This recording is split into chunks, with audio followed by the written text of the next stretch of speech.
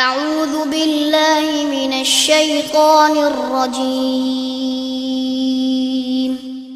بسم الله الرحمن الرحيم الحمد لله نحمده ونستعينه ونستغفره ونعوذ بالله من شرور أنفسنا ومن سيئات أعمالنا من يهده الله فلا مضل له ومن يضلل فلا هادي له وأشهد أن لا إله إلا الله وحده لا شريك له وأشهد أن محمدا عبده ورسوله يا أيها الذين آمنوا اتقوا الله حق تقاته ولا تموتن إلا وأنتم مسلمون يا أيها الناس اتقوا ربكم الذي خلقكم من نفس واحدة وخلق منها زوجها وبث منهما رجالا كثيرا ونساء واتقوا الله الذي تساءلون به والأرحام إن الله كان عليكم رقيبا يا أيها الذين آمنوا اتقوا الله وقولوا قولا سديدا يصلح لكم أعمالكم ويغفر لكم ذنوبكم ومن يطع الله ورسوله فقد فاز فوزا عظيما أما بعد فإن خير الحديث كتاب الله وخير الهدي هدي محمد صلى الله عليه وسلم وشر الأمور محدثاتها وكل محدثة بدعة وكل بدعة ضلالة وكل ضلالة في النار. قال تعالى وإذا طلقتم النساء فبلغن أجلهن فلا تعضلوهن أن ينكحن أزواجهن إذا تراضوا بينهم بالمعروف ذلك يوعظ به من كان منكم يؤمن بالله واليوم الآخر ذلكم أزكى لكم وأطهر والله يعلم وأنتم لا تعلمون. سورہ بقرہ آیت نمبر 232. اللہ رب العزت اس میں ارشاد فرما رہے ہیں اور جب تم عورتوں کو طلاق دو اور وہ پہنچ جائیں اپنی عدت کو فلا تعضلوہن تو انہیں منع نہ کرو اس بات سے کہ وہ اپنے خامدوں سے نکاح کریں جب کہ وہ آپس میں راضی ہوں معروف طریقے سے اچھے طریقے سے. ذالک یوعظ بہ من کان منکم یؤمن باللہ والیوم الآخر. یہ وہ چیز ہے جس کے ساتھ نصیحت کی جا رہی ہے تم میں سے اس شخص کو جو اللہ اور آخرت پہ ایمان لاتا ہے. یہ تمہارے لیے زیادہ ستھری ہے اور زیادہ پاکیزہ ہے اور اللہ جانتا ہے اور تم نہیں جانتے. یہ تھا اس آیت کا آسان ترجمہ. اب ہم آتے ہیں اس آیت کے الفاظ اور مفردات کی طرف. اذا کا معنی ہوتا ہے جب، اور یہ اذا ظرف کے لیے ہے اور یہ مستقبل کا معنی دیتا ہے. طلقتم فعل ماضی ہے، جمع کے لیے ہے، تم نے طلاق دی. اس کا واحد کیا ہے؟ طلقتا، تو نے طلاق دی. اب طلقتم کا معنی کیا تھا؟ تم نے طلاق دی، لیکن چونکہ شروع میں آ چکا اذا، اب ہم معنی کیا کرتے ہیں؟ جب تم طلاق دو. النساء یہ امراتن کی جمع ہے، اس کا معنی کیا؟ عورتیں. مراد کیا ہیں؟ بیویاں. فبلغن اجلہن، فبلغنا فا الگ ہے اور بلغنا یہ جمع مؤنث ہے. وہ پہنچ جائیں، وہ پہنچ گئیں. اس کا واحد ہوتا ہے بلغت، وہ پہنچ گئی. بلغا وہ پہنچ گیا، بلغنا وہ پہنچ گئیں. فبلغنا تو وہ پہنچ جائیں. اب لفظی معنی کیا تھا؟ پہنچ گئیں، لیکن ہم معنی کیا کہہ رہے ہیں؟ پہنچ جائیں. وہ اذا کی وجہ سے پہنچ جائیں. اجلہن اپنے وقت کو، اپنی عدت کو، اپنی مدت کو. اجل کا معنی کیا ہوتا ہے؟ وقت. فلا تعضلوہن تو تم انہیں نہ روکو. لا نہیں کے لیے ہے، کسی چیز سے روکنے اور منع کرنے کے لیے ہے. تعضلو یہ اصل میں تھا تعضلون، اور اس کا واحد ہے تعضلو. تعضلو تو روکتا ہے، فعل مضارع ہے. تعضلون تم روکتے ہو. جب اس سے پہلے لا آیا تو اب معنی کیا؟ تم نہ روکو، کیونکہ لا کس لیے؟ نہیں کے لیے، روکنے کے لیے، منع کرنے کے لیے. فلا تعضلوہن، ان کو نہ روکو، ان کو، کن کو؟ ان عورتوں کو جن کو طلاق ہو چکی ہے. ان ینکحنا، ان کا معنی ہے یہ کہ ینکحنا فعل مضارع ہے اور یہ صیغہ اور لفظ جو ہے جمع مؤنث کے لیے ہے. ینکحنا وہ نکاح کرتی ہیں. اس کا واحد کیا ہوتا ہے؟ تنکیحو، وہ نکاح کرتی ہے. اور اگر مرد ہوگا تو کہیں گے ینکحو، وہ نکاح کرتا ہے. تو ینکحنا وہ نکاح کرتی ہیں. مراد یہ ہے کہ تم انہیں نہ روکو اس بات سے کہ وہ نکاح کر لیں. ازواجہن، اپنے خامدوں سے، یعنی کہ وہ خامد جو انہیں طلاق دے چکے ہیں. ازواج زوج ان کی جمع ہے. زوج کس کو کہتے ہیں؟ خامد کو. زوج کا لفظ خامد کے اوپر بھی بولا جاتا ہے، بیوی کے اوپر بھی بولا جاتا ہے. ازواج اس کی جمع ہے. اذا کا معنی کیا ہے؟ جب. تراضوا، یہ فعل ماضی ہے، جمع کے لیے ہے. وہ راضی ہو جائیں. مراد طلاق دینے والے مرد اور ان کی وہ بیویاں جن کو وہ طلاق دے چکے ہیں، جب وہ راضی ہو جائیں بینہم، آپس میں. بالمعروفی، معروف کے ساتھ.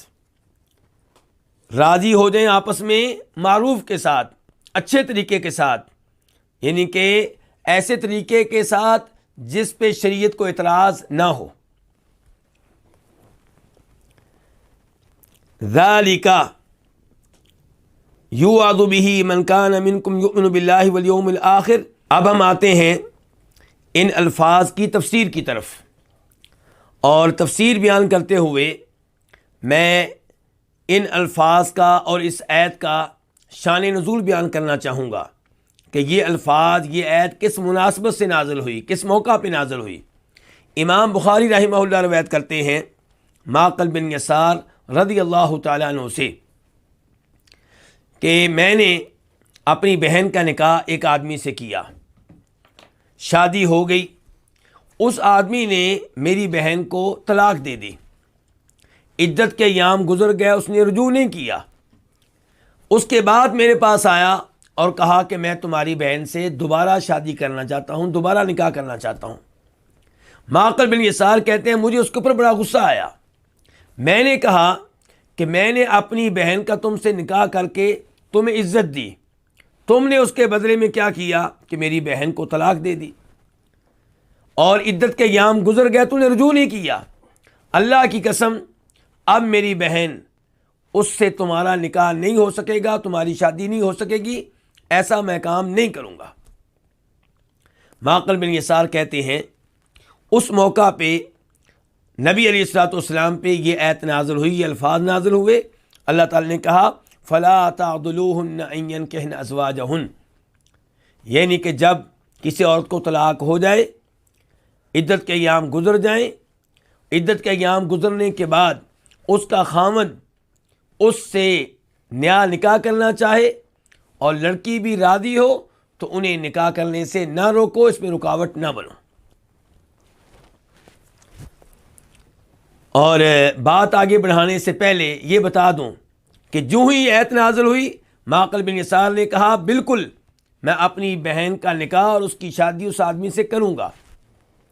یہ چیز باعث عبرت ہے، مقام غور ہے، مقام عبرت ہے. مجھے اور آپ کو دیکھنا چاہیے کیا نبی علیہ الصلوۃ والسلام کی احادیث سن کر ہم بھی ایسے ہی عمل کرنے کا جذبہ رکھتے ہیں؟ صبح و شام ہمیں بتایا جاتا ہے کہ اللہ نے اس چیز کو حرام قرار دیا ہے، اس چیز کو غلط قرار دیا ہے، نبی علیہ السلام نے اس چیز کو حرام قرار دیا ہے. کیا ہم ان حرام کردہ چیزوں کو چھوڑنے کے لیے فوری طور پہ تیار ہوتے ہیں؟ نہیں. لیکن معقل بن یسار اس چیز کو اپنی انا کا مسئلہ بنا چکے تھے، اپنی عزت کا مسئلہ بنا چکے تھے، قسم اٹھا چکے تھے اور کہہ رہے تھے کہ میں تمہارا نکاح اپنی بہن سے نہیں کروں گا. جو ہی اللہ نے کہا تمہیں ایسا کرنے کی اجازت نہیں ہے، معقل بن یسار نے اپنا فیصلہ واپس لیا اور اللہ تعالیٰ کی بات مانتے ہوئے اسی آدمی سے اپنی بہن کا نکاح کر دیا، شادی کر دی. آج ہمارے کئی بھائی ایسے ہیں جو داڑھیاں مونڈتے ہیں اور انہیں بار بار نبی علیہ السلام کی حدیث بتائی جاتی ہیں، بخاری مسلم کی حدیث ہیں، صحیح حدیث ہیں کہ فرمایا نبی علیہ السلام نے داڑیاں بڑھاؤ، داڑیوں کو بڑھنے دو، انہیں لٹکاؤ۔ لیکن ہمارے یہ بھائی روزانہ کی بنیاد پہ داڑھی مونڈتے ہیں اور روزانہ کی بنیاد پہ نبی علیہ السلام کی اس حدیث کی خلاف ورزی کرتے ہیں، بلکہ اس سے بھی ہلکا کام، عمل کرنے کے لحاظ سے اس سے بھی ہلکا کام، وہ کیا کہ شلوار اور پینٹ اور چادر ٹخنوں سے اوپر رکھی جائے۔ کبیرہ گناہ ہے، جہنم کی آگ میں لے جانے والا گناہ ہے، ایسا گناہ ہے جس کی وجہ سے اللہ رب العزت ناراض ہو جائیں گے۔ جو یہ گناہ کرتا ہے اللہ اس سے کلام نہیں کریں گے، روز قیامت اللہ اس کی طرف دیکھنے کے لیے تیار نہیں ہوں گے۔ ہمارے دوست، ہمارے احباب یہ حدیث سنتے ہیں، ایک کان سے سنتے ہیں، دوسرے کان سے نکال دیتے ہیں۔ سودی ملازمت کرنے والے سودی ملازمت کر رہے ہیں، آیات سنتے ہیں، احادیث سنتے ہیں جن سے پتہ چلتا ہے کہ سودی ملازمت کرنا جرم ہے، لیکن وہ چھوڑنے کے لیے تیار نہیں ہے۔ بہت سے ایسے احباب ہیں، دوست ہیں جنہوں نے انشورنس کروا رکھی ہے، بیمہ کروا رکھا ہے، گاڑی کا، مکان کا، اپنی لائف کا، زندگی کا، جانتے ہیں کہ جوا ہے، سود ہے، غلط ہے، لیکن چھوڑنے کے لیے تیار نہیں ہے۔ تو معقل بن یسار کی اس حدیث سے عبرت حاصل کرنی چاہیے۔ ہمارے میں بھی وہی جذبہ ہونا چاہیے جو معقل بن یسار میں ہے۔ تو اللہ تعالیٰ فرما رہے ہیں وَإِذَا طَلَّقْتُمُ النِّسَاءَ، اور جب تم عورتوں کو طلاق دو، فَبَلَغْنَ أَجَلَهُنَّ، اور وہ پہنچ جائیں اپنی عدت کو، یعنی کہ آپ لوگوں نے طلاق دی اپنی بیوی کو، کون سی طلاق؟ رجی طلاق، کیونکہ طلاق بائن ہو تیسری اور آخری طلاق ہو اس کے بعد نکاح نہیں ہو سکتا۔ تو اس سے پتہ چلا کہ جس طلاق کی بات ہو رہی کون سی طلاق ہے؟ رجی طلاق۔ فرمایا جب تم عورتوں کو طلاق دو اور وہ پہنچ جائیں اپنی عدت کو، ان کی عدت کا ایام ختم ہو جائیں، فلا تعضلوہن، تو انہیں نہ روکو، انہیں منع نہ کرو۔ مخاطب یہاں پہ کون ہے؟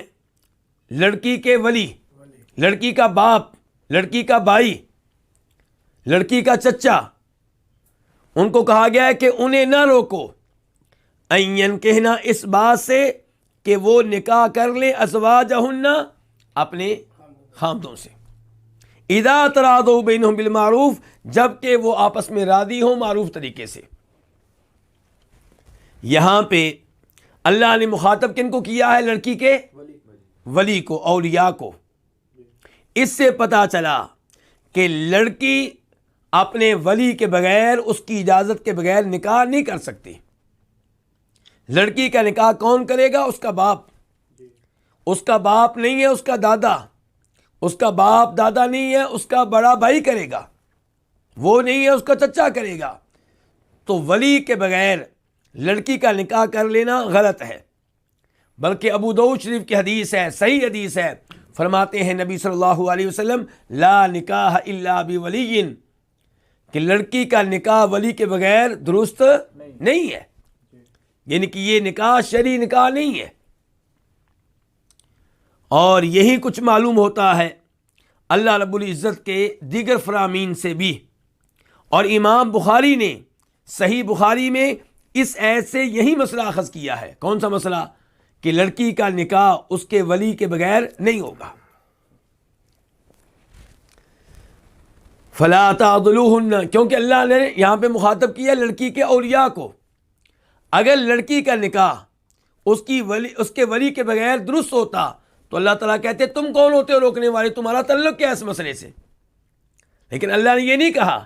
اللہ نے یہ کہا ہے کہ جب وہ اپنے سابقہ خامن سے نکاح کرنا چاہتی ہے اور وہ راضی ہے، تم رکاوٹ نہ بنو، یعنی کہ ان کا نکاح کر دو۔ فلا تعضلوہن ان ینکحن ازواجہن، انہیں اس بات سے نہ روکو کہ وہ نکاح کریں اپنے سابقہ خامدوں سے۔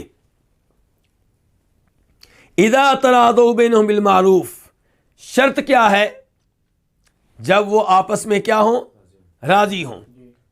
اس سے پتہ چلا کہ کہ نکاح میں لڑکی اور لڑکے کی رضامندی کا اعتبار ہے، زبردستی ان کا نکاح درست نہیں ہے۔ لڑکا، یہ تو بات واضح ہے کہ لڑکے کا کوئی ولی نہیں ہوتا نکاح میں، وہ اپنے باپ کی اجازت کے بغیر نکاح کر سکتا ہے، اس کا نکاح ٹھیک ہوگا، لیکن باپ کے ساتھ حسن سلوک کا تقاضا یہ ہے کہ اپنے باپ کو اعتماد میں لے، اس سے مشورہ کر لے، اسے اپنے ساتھ رکھے، اور اس وجہ سے نکاح میں برکت ہوگی۔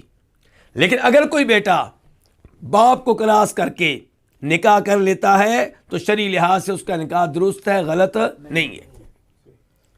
لڑکی کے اوپر عام طور پہ زبردستی کی جاتی ہے۔ شریعت جہاں پہ یہ بتا رہی ہے کہ لڑکی اپنا نکاح خود نہیں کر سکتی، اس کا نکاح اس کا باپ کرے گا، وہاں پہ شریعت نے یہ بھی بتایا ہے کہ لڑکی کا نکاح زبردستی نہیں ہو سکتا۔ لڑکی کا نکاح وہاں پہ کیا جائے جہاں پہ لڑکی راضی ہو اور جہاں پہ نکاح کرنے سے وہ انکاری نہ ہو۔ صحیح بخاری اور صحیح مسلم کی احادیث کا مفہوم یہ ہے کہ نبی علیہ الصلوۃ والسلام ارشاد فرماتے ہیں کہ کوئی بھی ایسی عورت جس کا پہلے ایک دفعہ نکاح ہو چکا ہو اور اب دوبارہ کیا جا رہا ہو، اس کا نکاح اس کے مشورے کے بغیر نہ کیا جائے، اور کسی بھی کنواری لڑکی کا نکاح اس کی اجازت کے بغیر نہ کیا جائے۔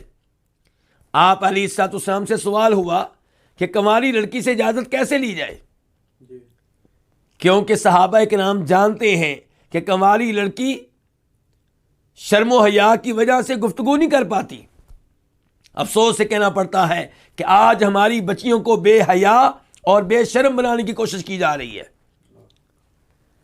لیکن صحابہ کرام ان بچیوں کو جانتے ہیں جو شادی سے پہلے اس قدر شرم و حیا کا پیکر ہوتی ہیں کہ ان سے گفتگو نہیں ہوتی اس موضوع پہ۔ تو اس لیے صحابہ کرام پوچھ رہے ہیں کہ اللہ کے رسول، وہ اس سے اجازت کیسے لی جائے گی، وہ کیسے اجازت دے گی؟ فرمایا اس کا خاموش ہو جانا اس کی رضامندی کی دلیل ہے۔ یعنی کہ آپ نے اس سے کہا کہ بیٹا میں تمہارا نکاح فلاں لڑکے سے کرنے والا ہوں، وہ خاموش ہے، احتجاج نہیں کرتی، ناراضگی کا اظہار نہیں کرتی، اس کا مطلب یہ ہے کہ وہ راضی ہے، کیونکہ انکار کرنے میں کوئی شرم نہیں ہے، شرم ہوتی ہے ہاں کرنے میں، تو اگر وہ خاموش ہے اس کا مطلب یہ ہے کہ وہ راضی ہے۔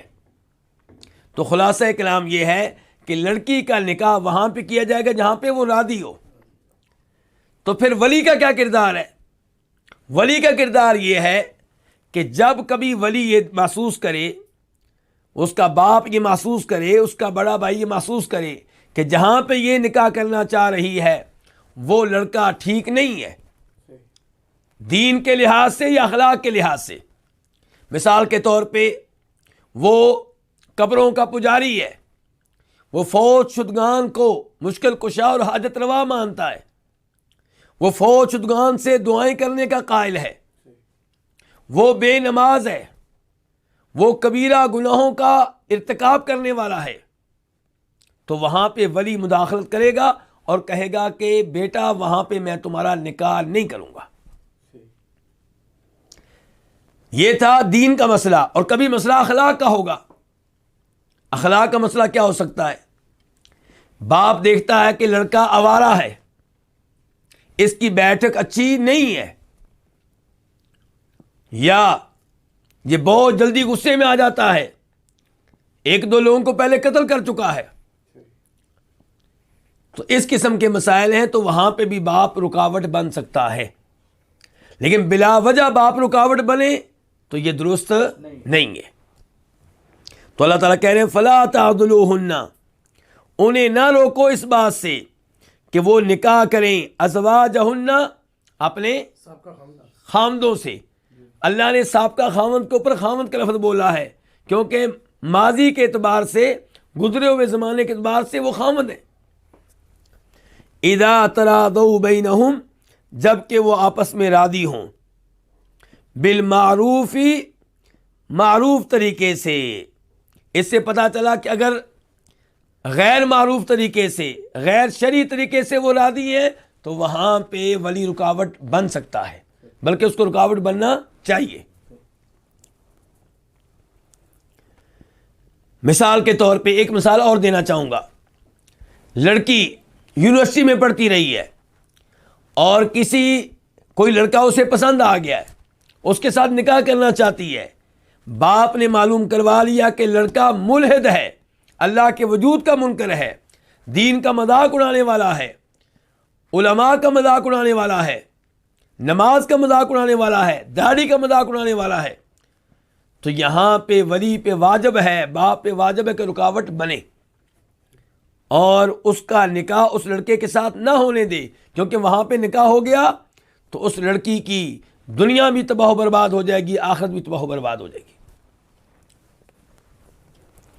اس کے بعد اللہ تعالیٰ فرماتے ہیں ذالک یوعظ بہ من کان منکم یؤمن باللہ والیوم الآخر. ذالک, یہ اس میں اشارہ ہے. تو اشارہ کدھر ہو رہا ہے؟ مشار الیہ کیا ہے؟ اشارہ ہو رہا ہے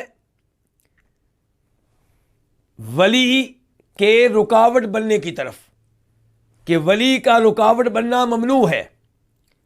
اشارے سے مراد کیا ہے؟ کہ ولی کا رکاوٹ بننا. کہاں پہ رکاوٹ بننا؟ یعنی کہ لڑکی اگر اپنے سابقہ خاوند سے نکاح کرنا چاہتی ہے تو لڑکی کا اس میں رکاوٹ, ولی کا اس میں رکاوٹ بننا کیا ہے؟ ممنوع ہے, اس کی اجازت نہیں ہے. تو یہ جو چیز ہے یوعظ بہ, اس کے ساتھ نصیحت کی جاتی ہے. یوعظ یہ فعل مضارع ہے مجہول کے لیے, نصیحت کی جاتی ہے. بہ اس کے ساتھ, کس کے ساتھ؟ یہ جو کہا گیا ہے کہ ولی لڑکی کے نکاح میں رکاوٹ نہیں بن سکتا جبکہ وہ اپنے سابقہ خاوند سے نکاح کرنے پہ راضی ہو. تو یہ وہ چیز ہے جس کے ساتھ نصیحت کی جاتی ہے. کس کو نصیحت کی جاتی ہے؟ من جو ہے یہ ہے نائب فاعل. نصیحت کی جاتی ہے اس کے ساتھ من کان منکم یؤمن باللہ والیوم الآخر, اسے جو تم میں سے اللہ اور آخرت پہ ایمان رکھنے والا ہو. من کا معنی کیا؟ جو.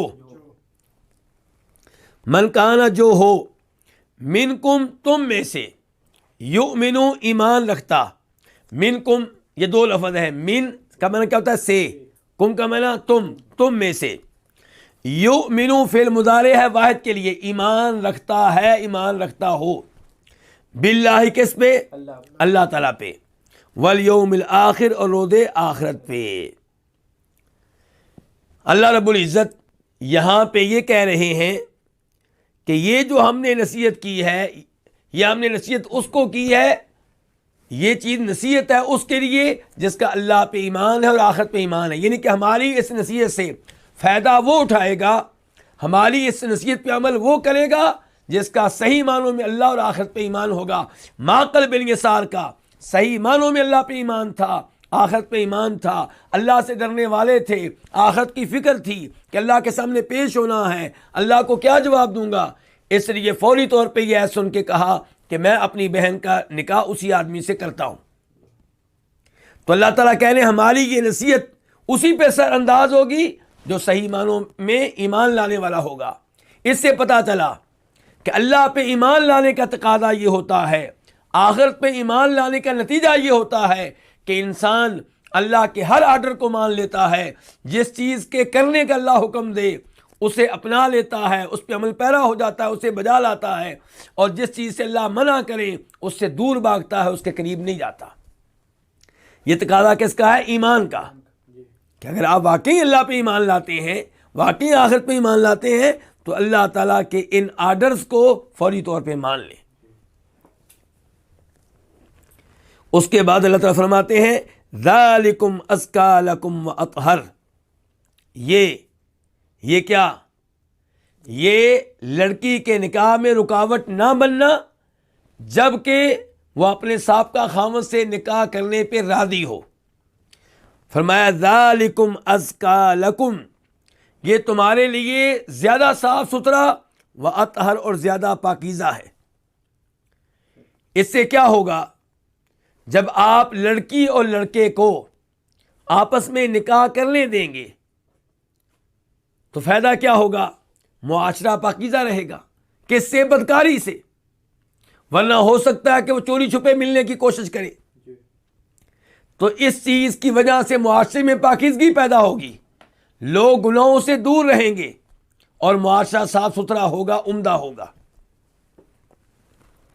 اور اس وجہ سے ایمان جو ہے وہ بھی بڑھے گا. کیونکہ آپ نے اللہ کی بات مان لی ہے. اس کی وجہ سے اللہ آپ کے ایمان میں اضافہ فرمائے گا اور اللہ تعالیٰ اس کی وجہ سے آپ کو نیک اعمال کرنے کی توفیق دے گا. واللہ یعلم وانتم لا تعلمون. ذالکم اس میں اشارہ ہے. پہلے بھی اس میں اشارہ گزرا ہے ذالکا، اور اب ہے ذالکم. ذالکا میں مخاطب ایک تھا اور ذالکم میں مخاطب کئی ایک ہیں، جبکہ حقیقت میں اللہ تعالیٰ جن کو مخاطب کر رہے ہیں وہ ایک نہیں یا کئی ایک ہیں. کیونکہ اللہ نے آیت کے شروع میں کیا کہا؟ وَإِذَا طَلَّقْتُمْ، اور جب تم عورتوں کو طلاق دو. تو اس سے کیا پتہ چلا مخاطب ایک ہے یا کئی ایک ہیں؟ کئی ایک ہیں. تو جب مخاطب کئی ایک ہوں تو ان کے لیے اس میں اشارہ واحد کا بھی لایا جا سکتا ہے اور جمع کا بھی لایا جا سکتا ہے. یعنی کہ اس میں اشارہ تو ایک ہی ہے ذا، لیکن کاف جو ہے جو مخاطب کے لیے ہے یہ جو ہے واحد والا بھی لایا جا سکتا ہے، جمع والا بھی. تو ذالکم یہ از کا اس میں تفضیل ہے، زیادہ صاف ستھرا ہے. لکم تمہارے لیے، وَأَطْهَرُ اور زیادہ پاکیزہ ہے. اطہر بھی اس میں تفضیل ہے. واللہ یعلم وانتم لا تعلمون، اور اللہ جانتا ہے اور تم نہیں جانتے. یعلم فعل مضارع ہے واحد کے لیے، اللہ جانتا ہے. وانتم، انتم یہ ضمیر ہے جمع مذکر کے لیے، تم. لا تعلمون تم نہیں جانتے، لا نفی کے لیے ہے. تعلمون فعل مضارع ہے جمع کے لیے، اس کا واحد کیا ہوتا ہے؟ تعلمو. تعلمو تو جانتا ہے، تعلمون تم جانتے ہو، لا تعلمون تم نہیں جانتے. تو اللہ جانتا ہے تم نہیں جانتے. اللہ کیا جانتا ہے یہ نہیں بتایا گیا یہاں پہ اللہ کیا جانتا ہے، کیونکہ اللہ ہر چیز جانتا ہے. اللہ جانتا ہے کہ تمہارا فائدہ کس میں ہے، اللہ جانتا ہے تمہاری مصلحت کس میں ہے، بلکہ اللہ یہ بھی جانتا ہے کہ تمہارا فائدہ کس چیز میں نہیں ہے. تو اللہ ہر چیز کو جانتے ہیں، اس لیے یہ نہیں بتایا گیا کہ اللہ کس کو جانتے ہیں، تاکہ عموم رہے کہ اللہ جانتے ہیں ہر چیز کو. وَأَنْتُمْ لَا تَعْلَمُونَ اور تم نہیں جانتے، یعنی کہ تم نہیں جانتے کہ تمہاری مصلحت کس میں ہے، تمہارا فائدہ کس میں ہے، منع کرنے میں ہے یا نہ منع کرنے میں ہے. تو حقیقت کیا ہے کہ فائدہ منع کرنے میں ہے کہ نہ منع کرنے میں ہے؟ فائدہ منع نہ کرنے میں ہے. آپ اگر منع کریں گے ہو سکتا ہے چوری چھپے ملتے رہیں اور پھر معاملہ قتل تک پہنچ جائے. آپ کسی دن دیکھیں کہ آپ کی بیٹی اپنے سابقہ خاوند کے ساتھ بیٹھی ہوئی ہے تو آپ دونوں کو قتل کر ڈالیں، آپ وہ دونوں قتل ہو جائیں گے، اور قتل کرنا بہت بڑا جرم ہے. اور پھر آپ کو قتل کیا جائے گا تو دنیا کے لحاظ سے بھی آپ کا نقصان ہوا، آخرت کے لحاظ سے بھی آپ کا نقصان ہوا. تو اللہ جانتا ہے تم نہیں جانتے.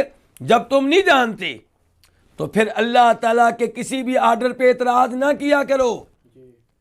تمہارا علم کم ہے، اللہ کا علم کامل و مکمل ہے. اللہ جس چیز سے روکیں سر جھکا دیا کرو، اللہ جس چیز کا حکم دیں اسے مان لیا کرو. جب بھی اللہ کا حکم آئے کہیں سمعنا واطعنا، اے ہمارے رب ہم نے تیرا حکم سن لیا اور مان لیا. اس کے بعد اللہ رب العزت ارشاد فرماتے ہیں والوالدات يرضعن اولادهن حولين كاملين لمن اراد ان يتم الرضاعة. یہ آیت نمبر 233 ہے، اور چونکہ یہ آیت کافی طویل ہے تو اس لیے میں اس کا ایک ایک جملہ اس کی وضاحت کرنا چاہوں گا. اللہ رب العزت اس پہلے جملے میں ارشاد فرماتے ہیں والوالدات یرضعن اولادہن، اور مائیں اپنے بچوں کو دودھ پلائیں، حولین کاملین 2 سال کاملین مکمل طور پہ، لمن ارادہ اس کی خاطر جو چاہے، ان یتم الرضاعہ کہ دودھ پلانے کی مدت کو مکمل کرے، دودھ پلانے کو مکمل کرے. یہ تھا اس جملے کا آسان ترجمہ۔ اب ہم آتے ہیں اس آیت کے الفاظ اور مفردات کی طرف۔ الوالدات جمع ہے کس کی؟ الوالدہ کی۔ الوالدہ یہ مؤنث ہے، اس کا مذکر کیا؟ الوالد۔ الوالد جنم دینے والا، پیدا کرنے والا۔ الوالدہ بچے کو پیدا کرنے والی، بچے کو جنم دینے والی۔ الوالدات بچے کو جنم دینے والیاں یعنی کہ مائیں۔ یرضعن دودھ پلائیں، فعل مضارع ہے، جمع کے لیے ہے، جمع مؤنث کے لیے۔ اس کا واحد کیا ہوگا؟ ترضع، وہ دودھ پلاتی ہے۔ تو یرضعن وہ دودھ پلائیں، اولادہن اپنی اولاد کو۔ اولاد ولد کی جمع ہے۔ اولاد کا لفظ مذکر اور مؤنث سب پہ بولا جاتا ہے، لڑکی اور لڑکے دونوں پہ بولا جاتا ہے۔ تو مائیں دودھ پلائیں اولادہن اپنی اولاد کو۔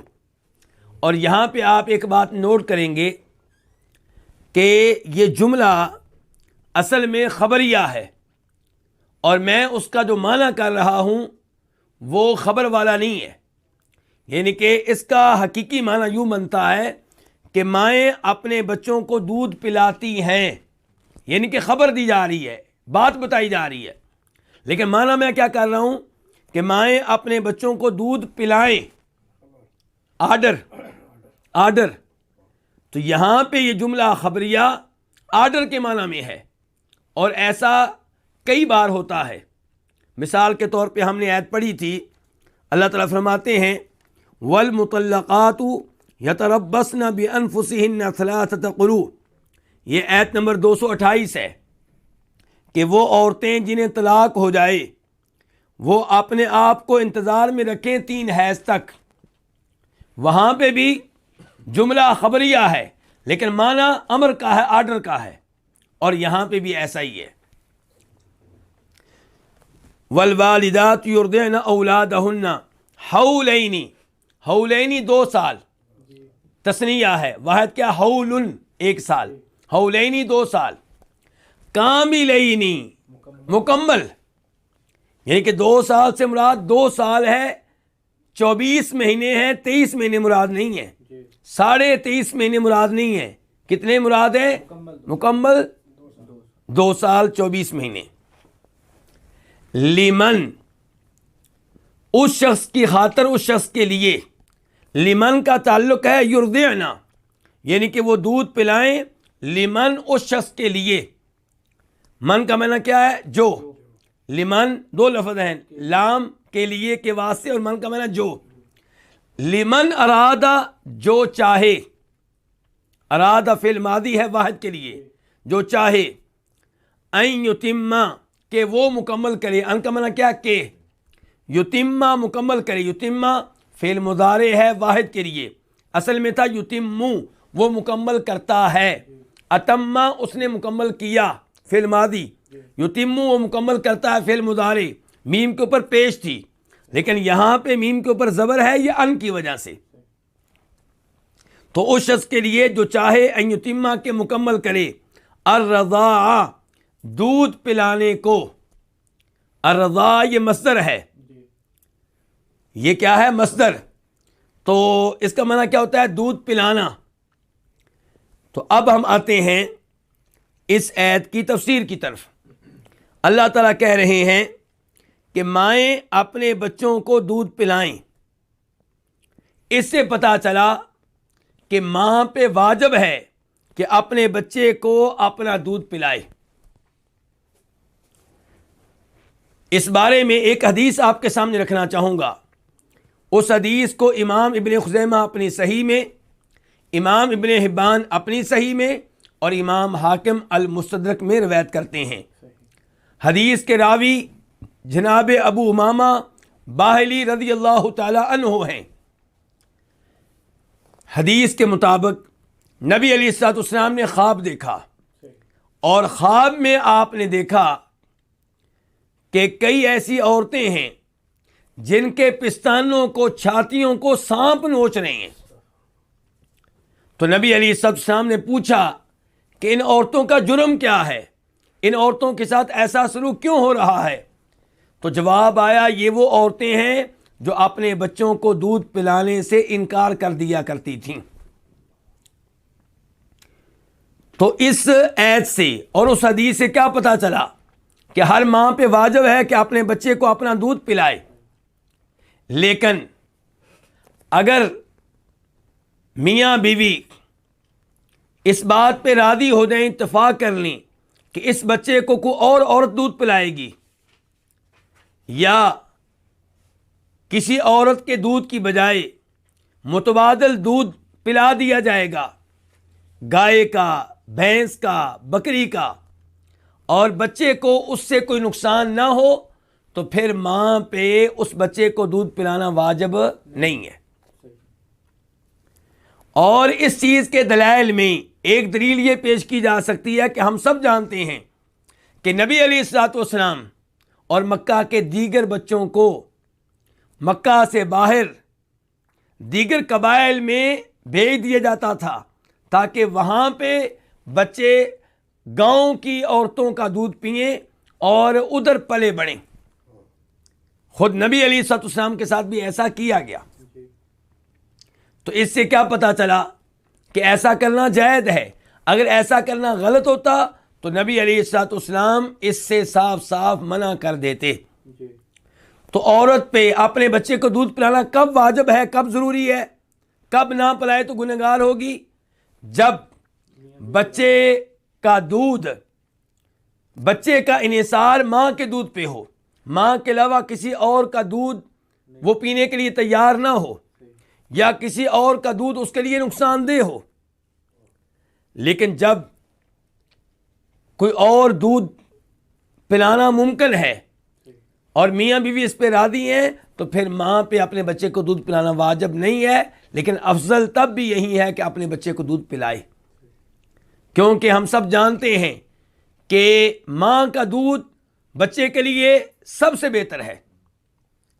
اور آج سائنسدان، آج کے ڈاکٹر بار بار یہ معاملہ واضح کر رہے ہیں کہ بچے کے لیے اس کی ماں کا دودھ سب سے بہتر ہے۔ اللہ رب العزت نے یہ چیز 1400 سال پہلے بیان کر دی ہے، تو یہ چیز بھی واضح کرتی ہے کہ واقعی قرآن ایک معجزہ ہے، واقعی یہ کلام اللہ رب العزت کی طرف سے نازل کردہ ہے۔ جس حقیقت تک آج سائنسدان پہنچے ہیں، ڈاکٹر آج پہنچے ہیں، یہ حقیقت اللہ رب العزت نے بہت پہلے بیان کر دی ہے۔ اور اس ایت سے یہ بھی پتا چلا کہ اللہ رب العزت ماں سے بڑھ کر انسان پہ مہربان ہے، اسی لیے اللہ رب العزت نے ماؤں کو حکم دیا کہ اپنے بچوں کو دودھ پلاؤ۔ والوالدات یرضعن اولادہن حولین کاملین، اور مائیں اپنے بچوں کو دودھ پلائیں کب تک؟ حولین کاملین، 2 سال۔ لیکن کامل 2 سال، لیکن کامل 2 سال تب جب خاوند کا یہ تقاضا ہو، جب بچے کے باپ کا یہ تقاضا ہو۔ لمن اراد ان یتم الرضاعہ، مائیں اپنے بچوں کو 2 سال دودھ پلائیں اس کی خاطر جو چاہتا ہے کہ دودھ پلانے کی مدت کو مکمل کیا جائے۔ یہ کون ہے؟ یہ بچے کا باپ، یعنی کہ بچے کا باپ اگر یہ چاہتا ہے کہ اسے مکمل 2 سال دودھ پلایا جائے تو پھر ماں پہ واجب ہے کہ اسے مکمل 2 سال دودھ پلائے۔ اس سے یہ پتا چلا کہ دودھ پلانے کی مکمل مدت کتنی ہے؟ 2 سال۔ کچھ علماء کرام کا یہ موقف ہے کہ دودھ پلانے کی مدت 2.5 سال ہے۔ یہ موقف درست نہیں ہے، یہ موقف قرآن کی اس آیت کے خلاف ہے۔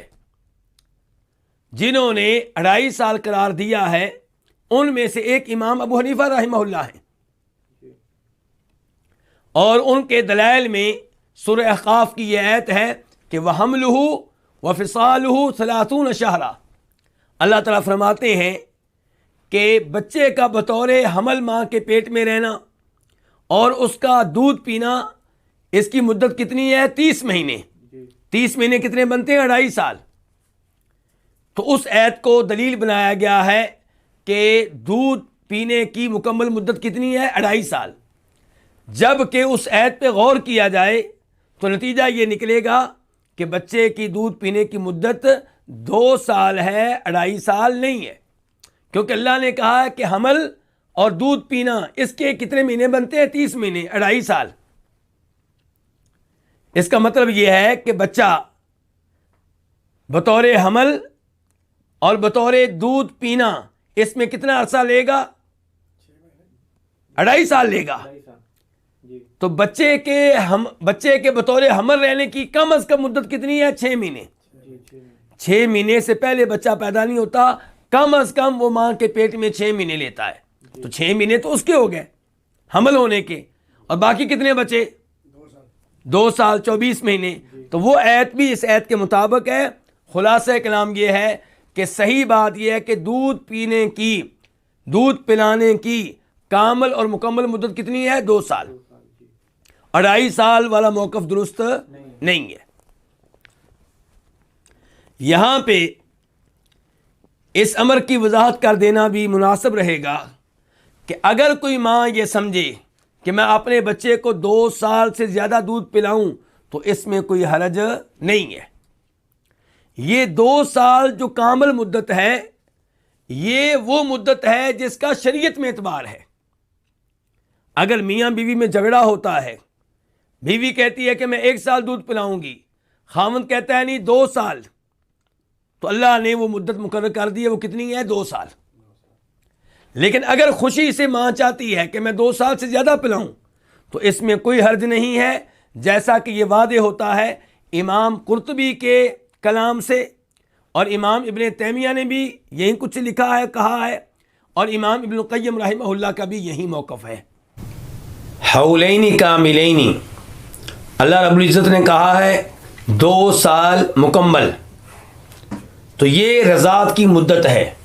یہیں سے ایک اور مسئلہ بھی بیان کر دینا مناسب ہوگا کہ اگر کوئی بچہ اپنی ماں کے علاوہ کسی اور عورت کا دودھ پیتا ہے تو وہ کس عمر میں پیے تو اس کا رضاعی بیٹا کہلائے گا، دودھ کے اعتبار سے بیٹا کہلائے گا، اور کس عمر کے بعد پیے تو رضاعت کا اعتبار نہیں ہوگا اور وہ اس کا رضاعی بیٹا نہیں کہلائے گا۔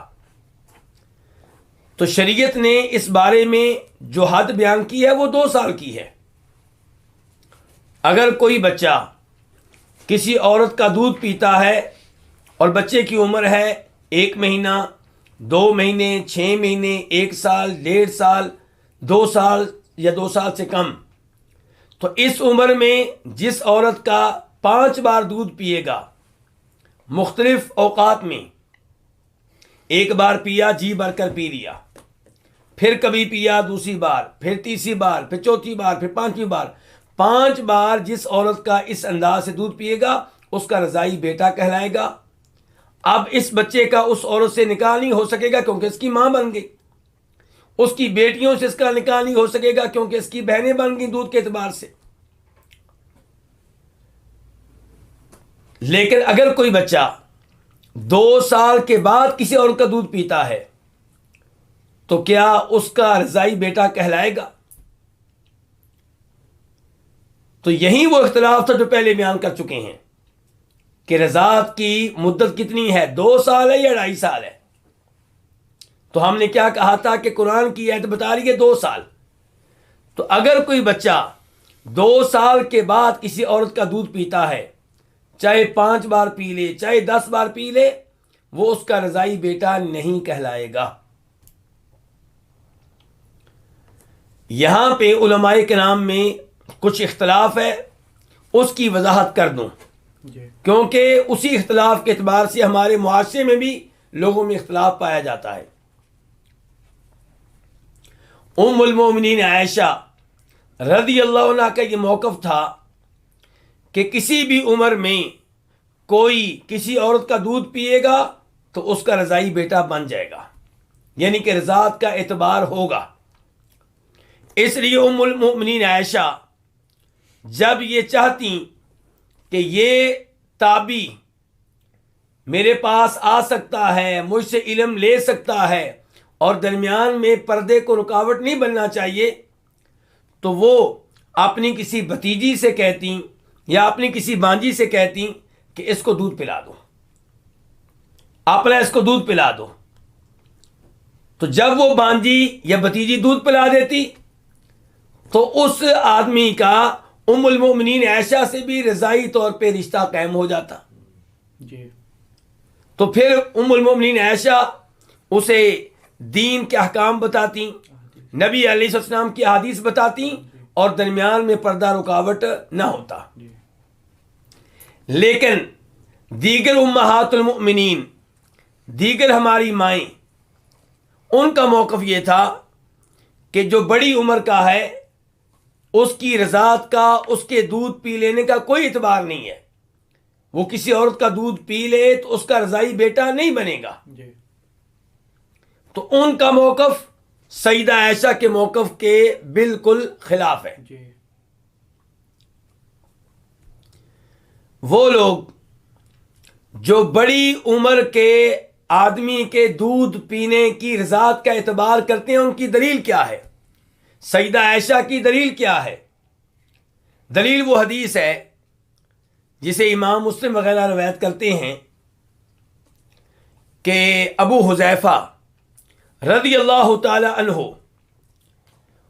انہوں نے ایک لڑکے کو اپنا منہ بولا بیٹا قرار دیا تھا. اس کا نام کیا تھا؟ سالم. سالم کو انہوں نے منہ بولا بیٹا بنا لیا. اب ان کے گھر میں رہتا، ان کے گھر میں آتا. پھر اللہ رب العزت نے حکم نازل کر دیا جی کہ ہر کوئی اپنے باپ کا بیٹا ہے. جی آپ کسی کو اپنا منہ بولا بیٹا قرار نہیں دے سکتے. حتیٰ کہ نبی علیہ الصلوۃ والسلام کے لیے بھی یہی حکم نازل ہوا. آپ نے زید بن حارثہ رضی اللہ عنہ کو اپنا منہ بولا بیٹا قرار دیا تھا اور لوگ کہا کرتے تھے زید بن محمد. لیکن جب اللہ نے یہ حکم نازل کر دیا تو جیسے صحابہ کرام نے اس پہ عمل کیا، نبی علیہ السلام نے بھی اس پہ عمل کیا اور زید بن حارثہ کا دوبارہ سے نام زید بن حارثہ پڑ گیا، حالانکہ لوگ کہا کرتے تھے زید بن محمد صلی اللہ علیہ وسلم. تو یہ مسئلہ ابو حذیفہ کے گھر میں بھی پیدا ہوا کہ وہ سالم کو اپنا بیٹا بنا چکے ہیں. اب سالم کہاں جائے؟ جی ابو حذیفہ بھی پریشان رہنے لگے.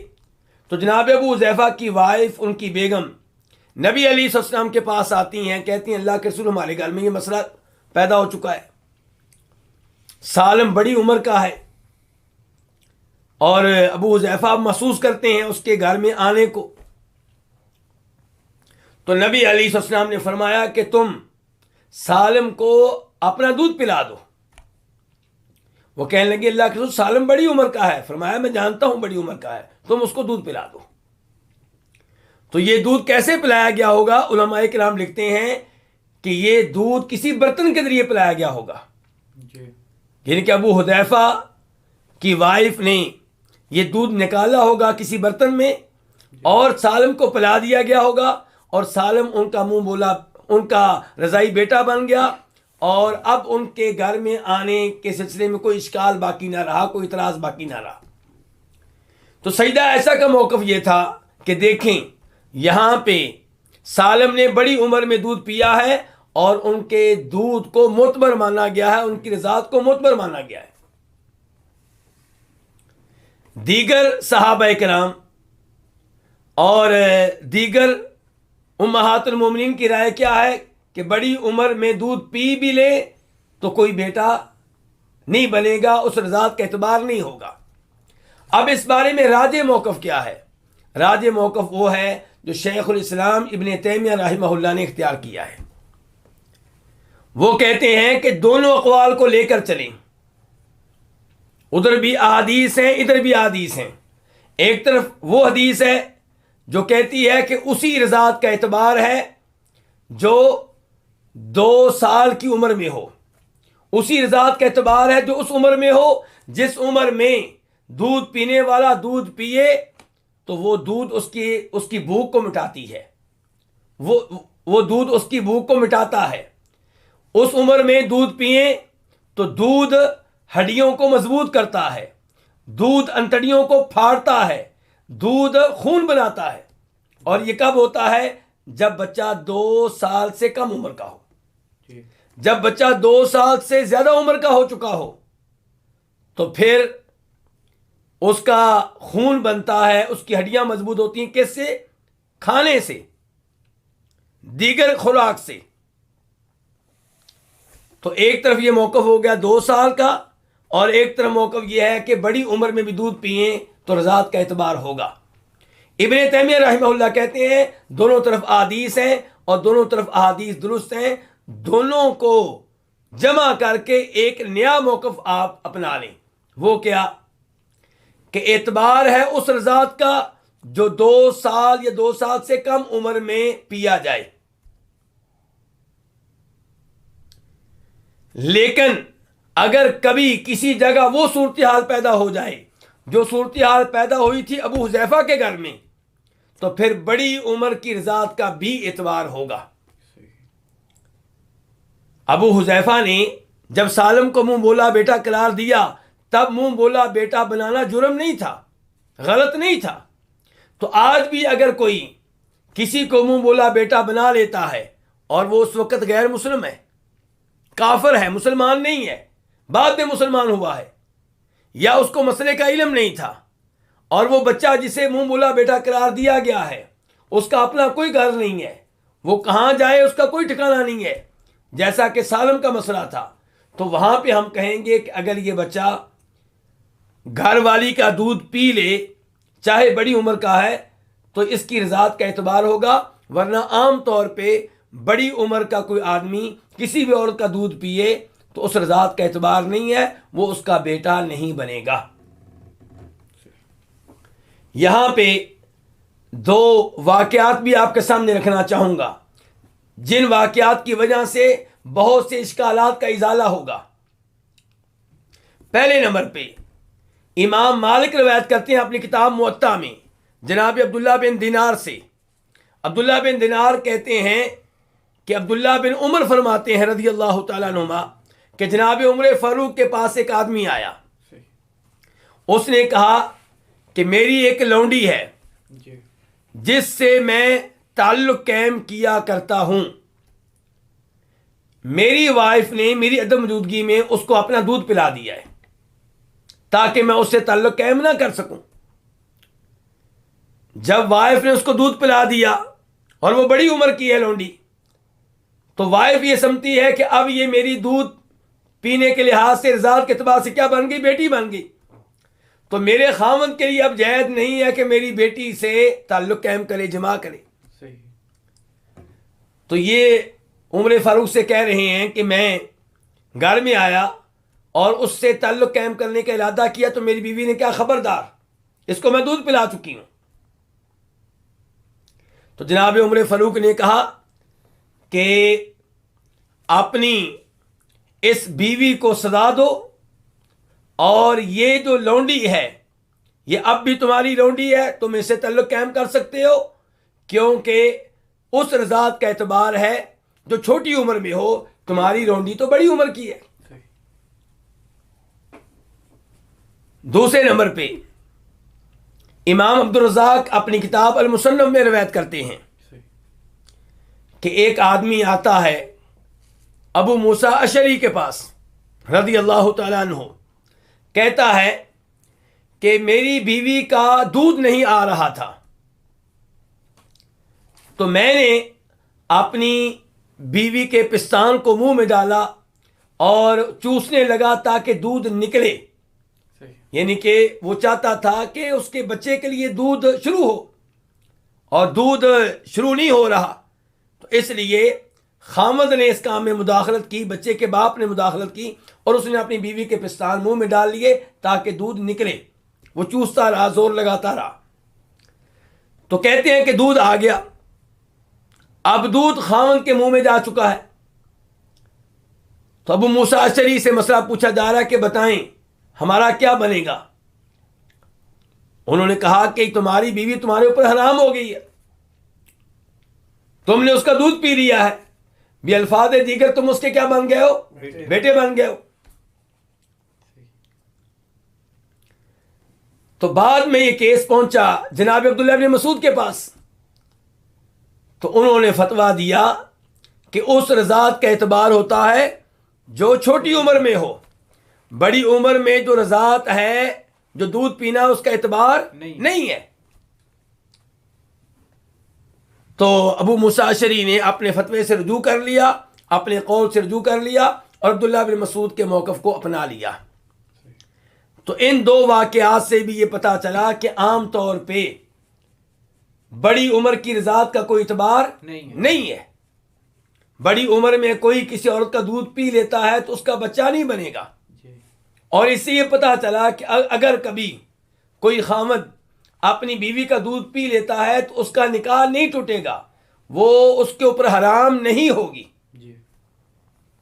تو اللہ تعالیٰ فرماتے ہیں یہاں پہ والوالدات یرضعن اولادہن حولین کاملین لمن اراد ان یتم الرضاعہ، کہ مائیں اپنے بچوں کو دودھ پلائیں کب تک؟ 2 سال تک. کس کے لیے؟ اس کے لیے جو چاہے کہ وہ دودھ پلانے کی مدت کو مکمل کرے. اور یہ کون ہے جو چاہتا ہے کہ دودھ پلانے کی مدت کو مکمل کرے؟ یہ خامد ہے، بچے کا باپ ہے. چلو اس کے بعد اللہ رب العزت ارشاد فرماتے ہیں وَعَلَى الْمَوْلُودِ لَهُ رِزْقُهُنَّ وَكِسْوَتُهُنَّ بِالْمَعْرُوفِ، اور اس پہ واجب ہے جس کے ہاں ولادت ہوئی ہے، رزقُهُنَّ ان کو کھانا فراہم کرنا. کن کو؟ جو مائیں دودھ پلا رہی ہیں. وَكِسْوَتُهُنَّ اور انہیں لباس فراہم کرنا، بالمعروفی معروف کے مطابق. وَعَلَى الْمَوْلُودِ لَهُ، علی یہ بتا رہا ہے کہ جو حکم ذکر کیا جائے گا وہ فرض ہے، واجب ہے. یہ وہی انداز ہے جو انداز اللہ نے اپنایا ہے اس ایت میں جس ایت میں حج کا تذکرہ آیا ہے. وَلِلَّهِ عَلَى النَّاسِ حِجُّ الْبَيْتِ، اللہ کو راضی کرنے کے لیے لوگوں پہ فرض ہے بیت اللہ کا حج کرنا. تو فرضیت کا معنی کہاں سے پیدا ہوا؟ علی سے. یہاں پہ بھی کیا ہے؟ وَعَلَى الْمَوْلُودِ لَهُ، اور اس پہ واجب ہے. کس پہ؟ المولود لہو، جس کا بچہ ہے، جس کے ہاں ولادت ہوئی ہے. المولود اسم مفعول ہے، ولادت ہوئی ہے، لہو جس کے لیے، جس کے ہاں. تو ولادت کس کے ہاں ہوتی ہے؟ باپ کے ہاں. تو وَعَلَى الْمَوْلُودِ لَهُ مراد یہ ہے کہ باپ پہ واجب ہے، بچے کے باپ پہ. وہ بچہ جو دودھ پی رہا ہے اس بچے کے باپ پہ واجب ہے رزقُهُنَّ ان کو کھانا فراہم کرنا. کن کو؟ جو دودھ پلا رہی ہیں، وہ مائیں جو دودھ پلا رہی ہیں. وَكِسْوَتُهُنَّ اور ان کو لباس فراہم کرنا. تو کسوہ کا معنی لباس کا ہے اور رزق کا معنی کیا ہے؟ کھانا وغیرہ فراہم کرنا، خرچہ وغیرہ دینا. بالمعروفی. اب سوال یہ پیدا ہوگا کہ کھانا دینے میں، لباس دینے میں معیار کیا ہوگا؟ اللہ تعالیٰ کہتے ہیں بالمعروفی، یہ عرف کے مطابق ہوگا، یہ معاشرے کے مطابق ہوگا. یعنی کہ آپ کا معاشرہ طے کرے گا کہ اس جیسی عورت کو کیسا لباس دینا چاہیے، اس جیسی عورت کو کیسا کھانا دینا چاہیے. اور یہ جو لڑکے کا باپ ہے اس کی جو حیثیت ہے، تو ایسی حیثیت والے مرد پہ کتنا خرچہ ڈالنا چاہیے، لباس اس کے اوپر کون سا ڈالنا چاہیے. تو یہ کیسے طے ہوگا؟ عرف طے کرے گا، معاشرہ طے کرے گا. تو وَعَلَى الْمَوْلُودِ لَهُ رِزْقُهُنَّ وَكِسْوَتُهُنَّ بِالْمَعْرُوفِ. یہاں پہ یہ سوال پیدا ہوتا ہے کہ کیا یہ جو بچے کی ماں ہے اس کا خرچہ پہلے سے بچے کے باپ کے ذمہ نہیں ہے؟ تو اس سوال کا جواب یہ ہے کہ ہو سکتا ہے کہ یہ ماں طلاق یافتہ ہو. اگر وہ طلاق یافتہ نہیں ہے تو اس کا خرچہ، اس کا لباس خاوند کے ذمے ہے 2 لحاظ سے. ایک اس لحاظ سے کہ یہ اس کی بیوی ہے، اور بیوی کا کھانا، بیوی کا لباس کس کے ذمے ہوتا ہے؟ خاوند کے ذمے. دوسرے نمبر پہ اس لیے اس پہ واجب ہوگا کہ یہ عورت اس کے بچے کو دودھ پلا رہی ہے. لیکن اگر طلاق ہو چکی ہے یا خاوند فوت ہو چکا ہے، بچہ بھی چھوٹا ہے، خاوند فوت ہو گیا ہے، تو تب بھی یہ عورت اس بچے کو دودھ پلائے گی، اور اس عورت کا خرچہ، اس کا لباس کس کے ذمہ ہوگا؟ اس کے باپ کے ذمہ ہوگا۔ باپ زندہ ہے تو خود دے گا، فوت ہو چکا ہے تو اس کے وارث دیں گے۔ تو اس سے کیا پتا چلا کہ بچے کا خرچہ کس کے ذمہ ہوتا ہے؟ اولاد کا خرچہ کس کے ذمہ ہوتا ہے؟ باپ کے ذمہ۔ کہاں سے پتا چلا؟ کیونکہ اللہ نے یہاں پہ بچے کی وجہ سے بچے کو دودھ پلانے والی کا خرچہ بچے کے باپ پہ ڈال دیا ہے۔ کس کی وجہ سے؟ بچے کی وجہ سے۔ اس سے پتا چلا کہ بچے کا خرچہ، اولاد کا خرچہ کس کے ذمہ ہوا کرتا ہے؟ باپ کے ذمہ ہوا کرتا ہے، جب تک کہ وہ بالغ نہ ہو جائیں۔ وَعَلَى الْمَوْلُودِ لَهُ، تو اس پہ واجب ہے جس کے ہاں ولادت ہوئی ہے، جو باپ ہے، کہ رزق ہننا، ان دودھ پلانے والی ماؤں کو خرچہ دے، کھانا دے، وکسوت ہننا، اور انہیں لباس پہنائے، بالمعروفی، معروف کے ساتھ۔ اس کے بعد اللہ تعالیٰ فرماتے ہیں لا تکلف نفس الا وسعها، کسی بھی انسان کو تکلیف نہیں دی جاتی الا وسعها، مگر اس کی گنجائش کے مطابق، اس کی وسعت کے مطابق، اس کی طاقت کے مطابق۔ لا تکلف، لا نفی کے لیے ہے، تکلف فعل مضارع ہے مجہول، جی نہیں تکلیف دی جاتی، نہیں تکلیف دی جائے گی۔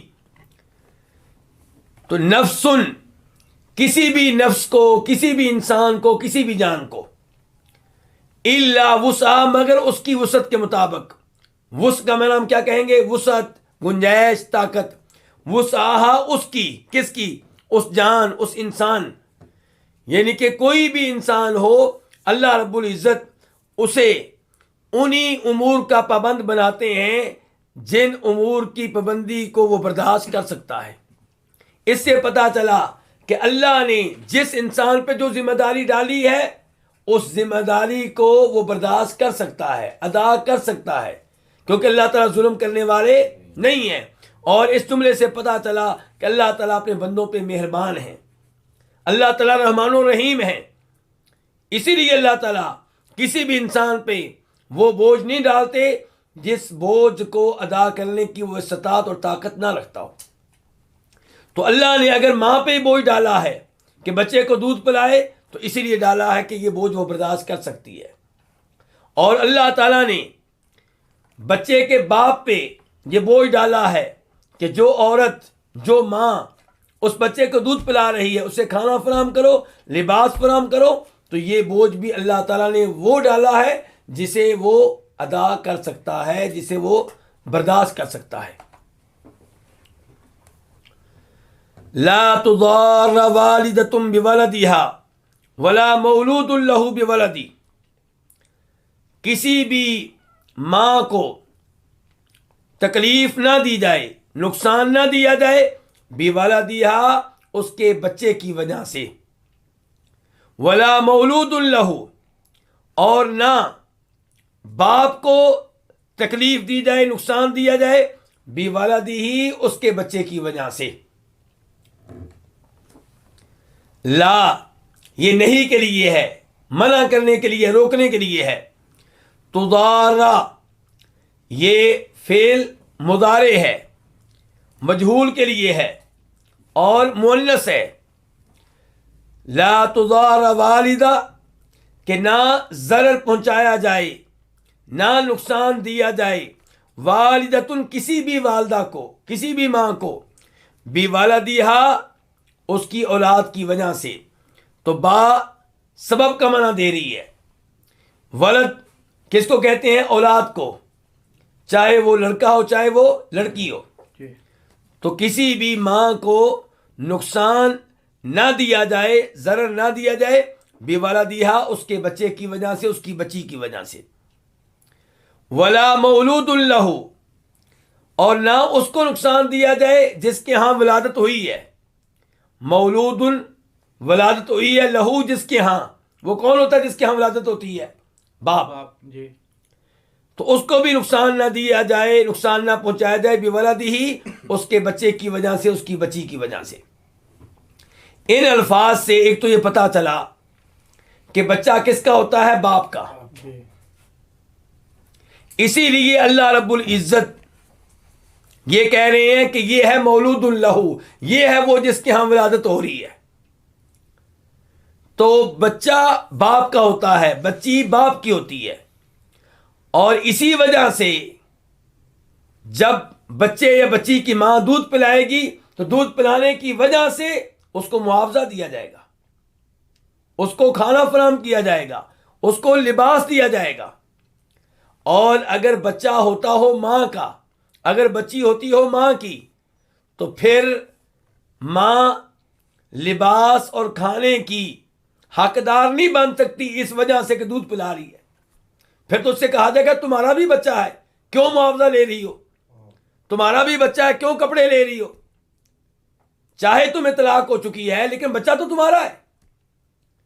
لیکن طلاق یافتہ عورت جب دودھ پلائے گی تو اس کو معاوضہ دیا جائے گا، اس کو خرچہ دیا جائے گا، اس کو لباس دیا جائے گا. اس کا مطلب یہ ہے کہ وہ بچہ کس کا ہے؟ باپ کا ہے. اور اس کے ساتھ ساتھ یہاں سے یہ مسئلہ معلوم ہوا کہ بچے کی وجہ سے ماں کو نقصان نہ دیا جائے، تکلیف نہ دی جائے. اس کی مثال کیا ہو سکتی ہے؟ مثال کے طور پہ بچے کا باپ کہے کہ میں اس سے دودھ نہیں پلواؤں گا، میں کسی اور سے دودھ پلوا لوں گا، میں بازار کا دودھ پلا دوں گا. تو یہ بچے کی ماں کو تکلیف دینا ہے، اس کو نقصان پہنچانا ہے، اس کو نقصان پہنچانے کی اجازت نہیں ہے. یا مثال کے طور پہ بچے کا باپ کہتا ہے کہ یہ دودھ پلائے لیکن میں اسے لباس نہیں دوں گا، کھانا نہیں دوں گا. پلانا چاہتی ہے تو پلا لے.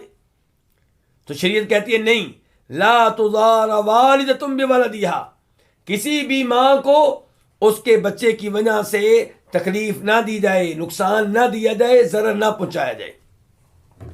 ولا مولود لہ بولدی، اور نہ ہی بچے کے باپ کو بچے کی وجہ سے نقصان دیا جائے. وہ کیسے؟ وہ ماں کہتی ہے میں اس کو دودھ نہیں پلاؤں گی، کسی بھی قیمت پہ نہیں پلاؤں گی، جب کہ بچے کے لیے دودھ مناسب ہے، اسی کا بچہ کسی اور عورت کا دودھ پینے کے لیے تیار ہی نہیں ہے. تو اس کو دودھ نہ پلا کر بچے کی ماں بچے کے باپ کو کیا دے رہی ہے؟ تکلیف دے رہی ہے، نقصان پہنچا رہی ہے. تو اس کی اجازت نہیں ہے. یا وہ معاوضہ اتنا مانگتی ہے جو بچے کے باپ کی طاقت سے باہر ہے، تو یہ بھی اس کو تکلیف دینا ہے، اس کو نقصان پہنچانا ہے. تو نہ ماں کو بچے کی وجہ سے نقصان پہنچایا جائے اور نہ ہی باپ کو بچے کی وجہ سے نقصان پہنچایا جائے. ویسے بھی دین اسلام کا سنہری اصول ہے کہ لا ضرر ولا ضرار، کہ نہ آپ نقصان اٹھائیں نہ کسی کو نقصان پہنچائیں. اس کے بعد اللہ تعالیٰ فرماتے ہیں وَعَلَى الْوَارِثِ مِثْلُ ذَلِكَ، اور وارث پہ اسی طرح ہے. اعلیٰ جو ہے یہ کیا معنی دے رہا؟ فرض ہونے کا، یعنی کہ وارث پہ بھی فرض ہے. مثل ذالک، اسی طرح. کس کا وارث؟ باپ کا وارث. یعنی کہ بچے کا باپ اگر فوت ہو چکا ہے تو جو اس باپ کے وارث ہیں ان پہ بھی یہی ذمہ داریاں ہیں جو باپ کے اوپر تھیں. باپ کے اوپر کیا ذمہ داری تھی؟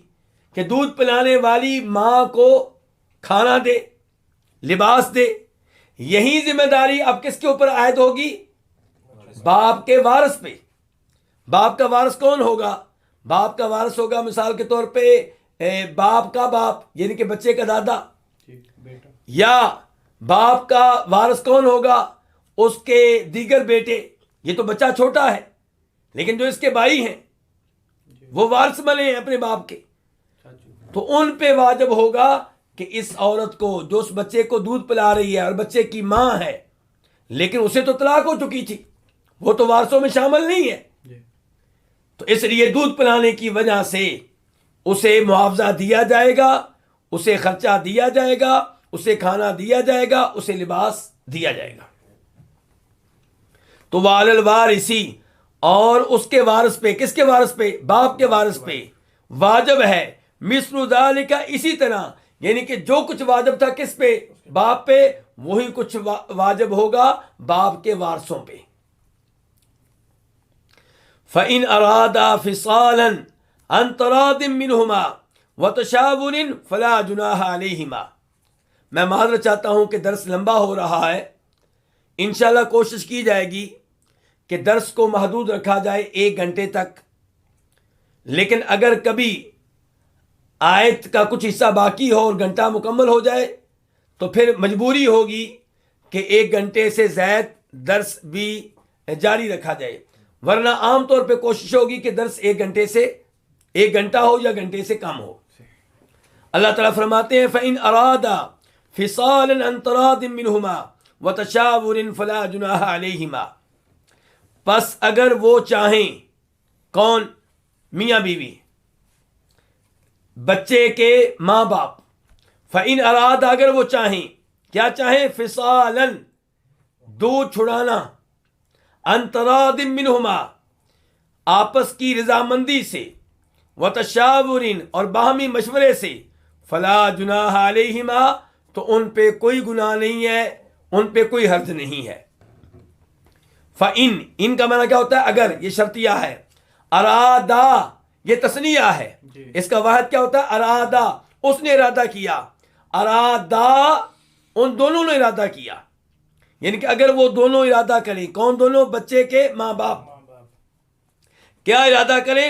فصالاً، یہ مصدر ہے فاصلہ یفاصل کا، یعنی کہ اگر وہ دونوں ارادہ کریں دودھ چھڑانے کا. اللہ تعالی نے کیا کہا تھا کہ دودھ کی مدت کتنی ہے؟ 2 سال. یہاں پہ بتایا جا رہا ہے کہ اگر 2 سال سے پہلے دودھ چھڑانا چاہیں تو اس کا کیا حکم ہے؟ تو فرمایا اگر وہ چاہیں فصالاً دودھ چھڑانا، عن تراض منہما باہمی رضامندی سے. تراض مصدر ہے، دونوں کی رضامندی، منہما ان دونوں کی. کن دونوں کی؟ ماں باپ کی. وتشاور یہ بھی مصدر ہے، تو یہ تشاور میں بھی معنی پایا جاتا ہے باہمی مشورے کا، اور تراض میں بھی معنی پایا جاتا ہے باہمی رضامندی کا. فلا جناح علیہما تو ان دونوں پہ کوئی گناہ نہیں ہے، کوئی حرج نہیں ہے. لا نفی جنس کے لیے ہے. جناح کا معنی کیا؟ کوئی گناہ، کوئی حرج، کوئی گناہ نہیں. علیہما ان دونوں پہ. کن دونوں پہ؟ ماں باپ پہ، اس فیصلے میں جو فیصلہ انہوں نے لیا ہے. تو یہاں پہ اللہ نے یہ بیان کیا ہے کہ اگرچہ دودھ پلانے کی شرعی اور مکمل مدت 2 سال ہے، لیکن 2 سال سے پہلے بھی دودھ چھڑانا چاہیں تو اس میں کوئی حرج نہیں ہے. شرط یہ ہے کہ دونوں راضی ہوں. اگر ماں کہتی ہے کہ 2 سال میں نے دودھ پلانا ہے اور باپ کہتا ہے کہ نہیں 1 سال، 1 سال کافی ہے، اگر 1 سال اور پلاؤ گی تو میں خرچہ نہیں دوں گا، شریعت کہتی ہے یہاں پہ خرچہ نہ دینے والا گنہگار ہوگا. کیونکہ کامل مدت کتنی ہے دودھ پلانے کی؟ 2 سال. اور اگر ماں یہ کہتی ہے کہ بس میں نے 1 سال دودھ پلا لیا یہ کافی ہے، مثال کے طور پہ وہ بچے سے جان چھڑا کے کہیں اور نکاح کرنا چاہتی ہے تو کہتی ہے بس کافی ہے، باپ کہتا ہے نہیں 2 سال دودھ پلانا ہوگا، تو یہاں پہ باپ کی بات مانی جائے گی اور اس عورت کو مجبور کیا جائے گا کہ دودھ پلانے کی مدت کو مکمل کرے، کیونکہ 2 سال شرعی مدت ہے. یہ مکمل کرنا واجب ہے جب دونوں میں سے کوئی ایک تقاضا کرتا ہو. لیکن اگر ان دونوں کا اتفاق ہو جاتا ہے 1 سال پہ، وہ کہتے ہیں یہ کافی ہے، تو شریعت کہتی ہے پھر دونوں گنہگار نہیں ہوں گے. فرمایا فَإِنْ أَرَادَا اگر وہ دونوں چاہیں، کیا چاہیں؟ دودھ چھڑانا، عن تراض منہما آپس کی باہمی رضامندی سے، وتشاور اور آپس کے مشورے سے، فلا جناح علیہما تو دونوں پہ کوئی گناہ نہیں ہے، کوئی حرج نہیں ہے. وَإِنْ أَرَدْتُمْ أَن تَسْتَرْضِعُوا أَوْلَادَكُمْ فَلَا جُنَاحَ عَلَيْكُمْ إِذَا سَلَّمْتُمْ مَا آتَيْتُمْ بِالْمَعْرُوفِ اور اگر تم چاہو ان تسترضعوا اولادکم کہ تم اپنی اولاد کو دودھ پلواؤ، فلا جناح علیکم تو تمہارے اوپر کوئی گناہ نہیں ہے. اذا جب سلمتم تم ادا کر دو، دے دو، ما آتیتم جو تم نے دینا ہے، بالمعروفی معروف کے مطابق. ان کا معنی کیا؟ اگر. شرطیہ ہے. اردتم فعل ماضی ہے جمع کے لیے. تم نے چاہا، تم چاہو. کیا چاہو؟ ان کے. تسترضعو، یہ اصل میں تھا تسترضعون. اس کا واحد کیا ہے؟ تسترضعو، دودھ پلوانا، دودھ پلانے کا مطالبہ کرنا. اولادکم، اپنی اولاد کو. اولاد ولد کی جمع ہے. اگر تم چاہو کہ تم دودھ پلواؤ اپنی اولاد کو. مراد یہ ہے، یہاں پہ ایک وضاحت کر دوں تاکہ آپ بات کو سمجھ سکیں. اللہ تعالیٰ یہ کہنا چاہ رہے ہیں، اللہ تعالیٰ یہ بتا رہے ہیں کہ اگر تم اس بچے کی ماں کی بجائے کسی اور سے دودھ پلوانا چاہو تو اس میں بھی کوئی حرج نہیں ہے. فلا جناح علیکم، تو تمہارے اوپر کوئی گناہ نہیں ہے. کب کوئی گناہ نہیں ہے؟ اذا، جب. سلمتم فعل ماضی ہے جمع کے لیے. تم ادا کر دو، تم دے دو. اس کا واحد کیا؟ سلمتا، تو نے دے دیا. سلمتم، تم نے دے دیا. اذا کی وجہ سے معنی مستقبل کا ہوگا. اذا سلمتم، جب تم دے دو. ما اسم موصول ہے الذی کے معنی میں، جو کے معنی میں، اور یہ مفعول بھی بن رہا ہے سلمتم کا، کہ جب تم دے دو. کیا دے دو؟ ما آتیتم، جو تم نے دینا ہے. آتیتم فعل ماضی ہے جمع کے لیے. تم نے دیا. آتیتا اس کا واحد ہے تو نے دیا. آتیتم، تم نے دیا. یعنی کہ جس پہ تمہارا اتفاق ہوا ہے. بالمعروفی، معروف کے مطابق.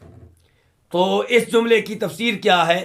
اللہ رب العزت یہاں پہ بیان کر رہے ہیں کہ اگر آپ، مخاطب کون ہے؟ بچے کا باپ. مخاطب کون ہے؟ بچوں کے باپ. کہ اگر آپ لوگ اپنی طلاق یافتہ بیوی سے دودھ پلوانا نہیں چاہتے، کسی اور سے پلوانا چاہتے ہیں، تو اللہ رب العزت کو اس پہ کوئی اعتراض نہیں ہے، اس پہ کوئی گناہ نہیں ہے. کب؟ جب تم اس عورت کو معاوضہ ادا کر دو جس سے تم دودھ پلوانا چاہ رہے ہو. تو وَإِنْ أَرَدْتُمْ أَن تَسْتَرْضِعُوا أَوْلَادَكُمْ، اگر تم چاہو کہ اپنی اولاد کو دودھ پلواؤ، یعنی کہ کسی اور عورت سے، فلا جناح علیکم، تو تمہارے اوپر کوئی گناہ نہیں ہے اس معاملے میں. اذا سلمتم، جب تم انہیں دے دو. کن کو؟ جن سے دودھ پلوا رہے ہو. کیا دے دو؟ ما آتیتم، جو تم نے دینا ہے، جس کے اوپر تمہارا اتفاق ہوا ہے. بالمعروفی، معروف کے مطابق. اس کے بعد اللہ تعالیٰ فرماتے ہیں واتقوا اللہ، اور تم اللہ سے ڈرتے رہو. وَاعْلَمُوا، اور جان لو، ان اللہ کا بے شک اللہ تعالیٰ، بما تعملون، ان اعمال کو جو تم کر رہے ہو، بصیر، بخوبی دیکھنے والا ہے. واتقوا اللہ، واو کا معنی کیا؟ اور. اتقو فعل امر جمع کے لیے. تم ڈرو. اللہ کس سے؟ اللہ رب العزت سے. وَاعْلَمُوا، اور تم جان لو. اعلموا، تم جان لو فعل امر ہے جمع کے لیے. اس کا واحد کیا ہوتا ہے؟ اعلم، تو جان لے. اور تم جان لو ان اللہ، کہ بے شک اللہ تعالیٰ، بے شک اللہ تعالیٰ، بصیر، بخوبی دیکھنے والا ہے. کس کو؟ بما تعملون، ان اعمال کو جو تم کر رہے ہو. ما اسم موصول الذی کے معنی میں جو. تعملون فعل مضارع ہے جمع کے لیے، تم کر رہے ہو. اس کا واحد کیا ہوتا ہے؟ تعملو، تو کرتا ہے. تو اللہ رب العزت نے ان آخری الفاظ میں کیا بیان کیا ہے کہ جتنے بھی میں نے احکام دیے ہیں، ان احکام کے معاملے میں مجھ سے ڈرتے رہنا. اگر لڑکے کا باپ بچے کا باپ ظلم کرے گا تو اللہ دیکھ رہا ہے. بچی کی ماں ظلم کرتی ہے تو اللہ دیکھ رہا ہے. فرمایا واتقوا اللہ، اور اللہ سے ڈر جاؤ. ہر معاملے میں اللہ سے ڈرو. اور اللہ سے ڈرنے کا حق کب ادا ہوگا؟ جب آپ اللہ کا ہر آرڈر مان لیں، اس کی تعمیل کریں، اور جن جن چیزوں کو اللہ نے غلط قرار دیا ہے، حرام قرار دیا ہے، ممنوع قرار دیا ہے، ان سے دور رہیں، ان سے اجتناب کریں. وَاعْلَمُوا، اور تم جان لو. کیا جان لو؟ کہ اللہ تعالیٰ تمہارے اعمال کو دیکھ رہا ہے. اس سے پتہ چلا کہ اللہ تعالیٰ کے ناموں اور صفات کے بارے میں علم لینا کیا ہے؟ ضروری ہے. انسان کو پتہ ہونا چاہیے کہ اللہ دیکھ رہا ہے، اللہ سن رہا ہے، اللہ کلام کرتا ہے، اللہ میرے اعمال کو نوٹ کر رہا ہے. تو اللہ کے ناموں اور صفات کے بارے میں علم لینا یہ ضروری ہے، اور یہ اللہ تعالیٰ کی طرف سے وارننگ ہے کہ لوگوں جان لو اللہ تمہیں دیکھ رہا ہے۔ تو جب انسان اپنے ذہن میں یہ بات رکھے گا کہ اللہ مجھے دیکھ رہا ہے، پھر اللہ تعالیٰ کے ہر حکم پہ صحیح معنوں میں عمل کرے گا، ٹال مٹول سے کام نہیں لے گا، ہیرا پھیری سے کام نہیں لے گا، اور جن چیزوں سے اللہ نے روکا ہے ان سے دور رہے گا، کسی بھی بہانے سے ان کے قریب جانے کی کوشش نہیں کرے گا۔ اور اس سے یہ بھی پتہ چلا کہ اللہ تعالیٰ کی صفات اور ناموں پہ ایمان لانا بھی ضروری ہے، ان کے بارے میں علم لینا بھی ضروری ہے، اور ان پہ ایمان لانا بھی ضروری ہے۔ اور اس سے یہ پتہ چلا کہ اللہ تعالیٰ ایک ایک چیز کو دیکھ رہے ہیں، کوئی بھی چیز اللہ کی نگاہوں سے مخفی نہیں ہے۔ ان اللہ لا یخفی علیہ شیء فی الارض ولا فی السماء، کہ بے شک اللہ تعالیٰ سے کوئی بھی چیز مخفی نہیں ہے، وہ آسمانوں میں ہو یا زمین میں۔ اللہ رب العزت سے دعا ہے کہ اللہ رب العزت ہمیں صحیح معنوں میں قرآن کی تفسیر جاننے کی توفیق دے، قرآن کے احکام و مسائل جاننے کی توفیق دے، اور ان پہ عمل پیرا ہونے کی توفیق دے۔ وآخر